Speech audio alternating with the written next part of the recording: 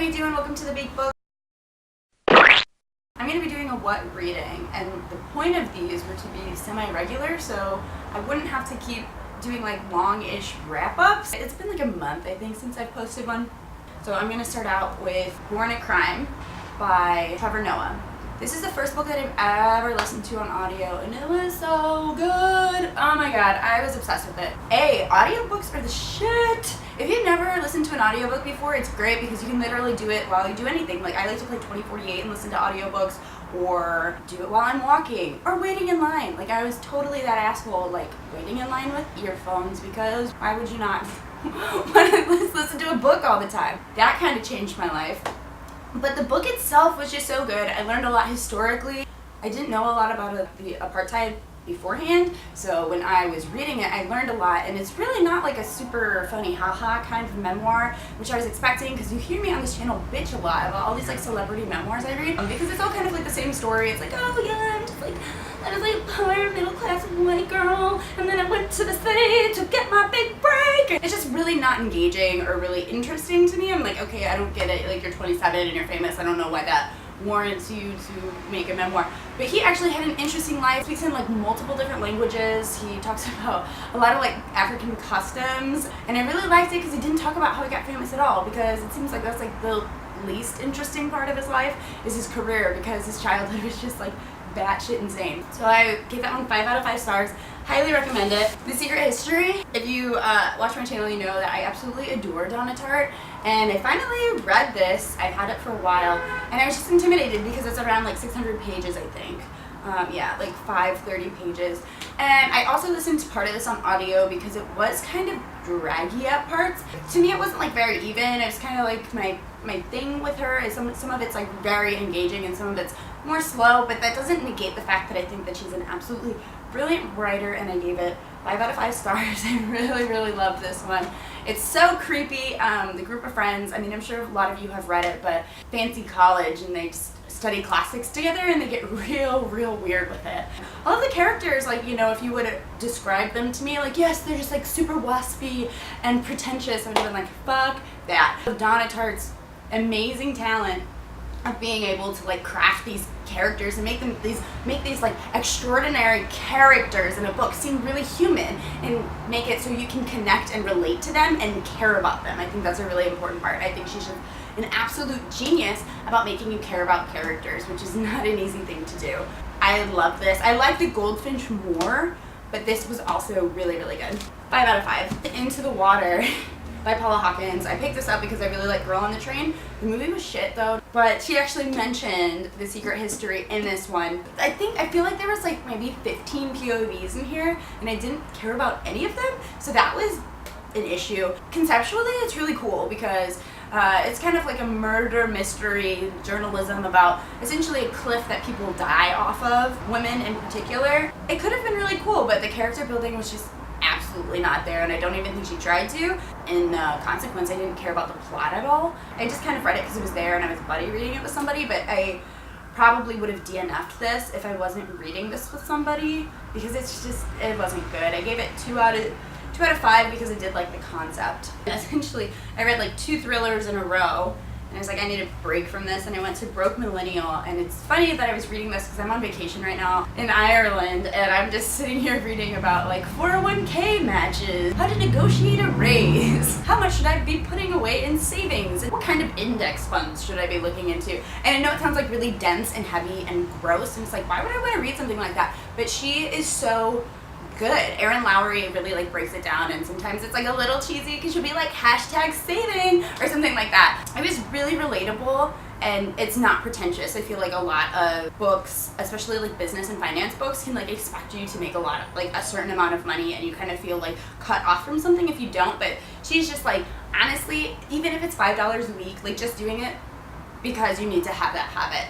and that's really what it is. It's like a habit of getting into something, and then there's a lot of cool techniques that I'm going to start trying. It's like a penny saver technique for like a month. You track everything that you spend, and I know when she talks about like cash diet cleanses and just kind of like being aware of like where your money's going and how you're spending it. But I gave this one 5 out of 5 stars. I really recommend it if you are even kind of interested in anything like that. If like you don't give a fuck about savings, like don't read a book about savings because you're not gonna like it. But if it is something that you care about, even if you are doing like a good job, there's always ways to improve. And if there's something, you know, this really breaks it down and makes it digestible, and I really love this one. So I've read a lot of 5 stars this past few weeks, so that's awesome.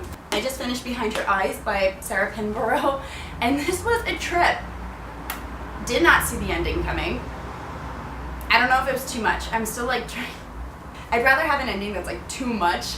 Like, gosh, it was just like the last 5 pages, like I thought I knew, and then I was like telling somebody, I was like, oh my god, you wouldn't believe it, this is what happened, and then like I read like the next paragraph, and I was like, oh my god, that's not what happened at all! I didn't know what was happening. Why is everybody talking about the ending of Behind Her Eyes? And it's amazing. This book is just a really good pace, and there are 2 POVs, and then some of them are in present and some of them are in past. Like, the character building isn't the best in the world, but I really appreciated the plot. They go into some stuff that I'm really into, that I'm not going to say because it is pretty spoilery, but it is more metaphysical, which I really like that kind of aspect in a thriller. So I ended up giving this one 4 out of 5. If you're curious or if you enjoy thrillers, really, it's a fucked up love story. That's the best way I'm going to put it. So check this one out because it's a ride for sure. So I'm reading this right now, Annihilation by Jeff Vandermeer. It's okay. It's not the best. It's kind of slow.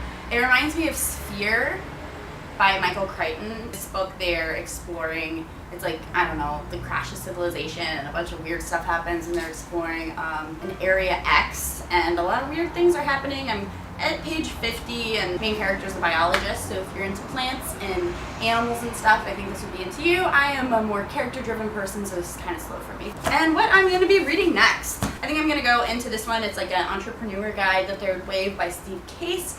He was the founder of AOL. He talks about like universal basic income and where he thinks that the markets are going to be moving in the next few years, next few decades, and I think it'll be interesting. It should be like a pretty quick read. It's like part memoir too, which sometimes I have like issues with because I'm getting so tired of memoirs.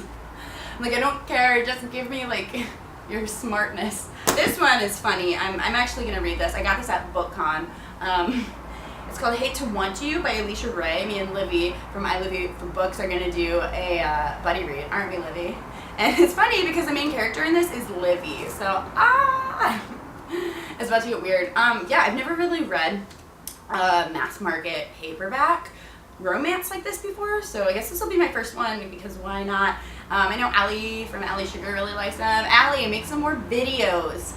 I miss you on the internet, on the YouTube side. So I'm gonna read this and see how I like it. I'm gonna read Agatha Christie, Murder on the Orient Express. I've never read an Agatha Christie before, but this one seems really cool. I read like the first page. It's like on a train in Syria.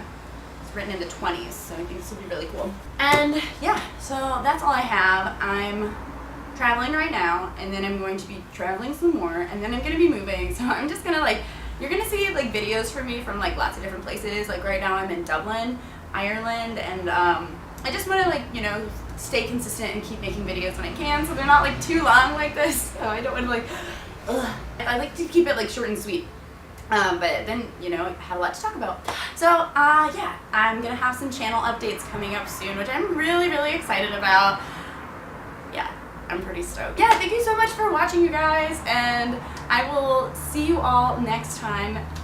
Feel free to comment if you've read any of these or have any questions about anything, or give me some more book recommendations if you want, on the lines of good thrillers. I've been into thrillers lately. It's summer thriller, beach reads. And then subscribe if you haven't, and I will talk to you later. Bye. Shelby, Libby, and Taylor.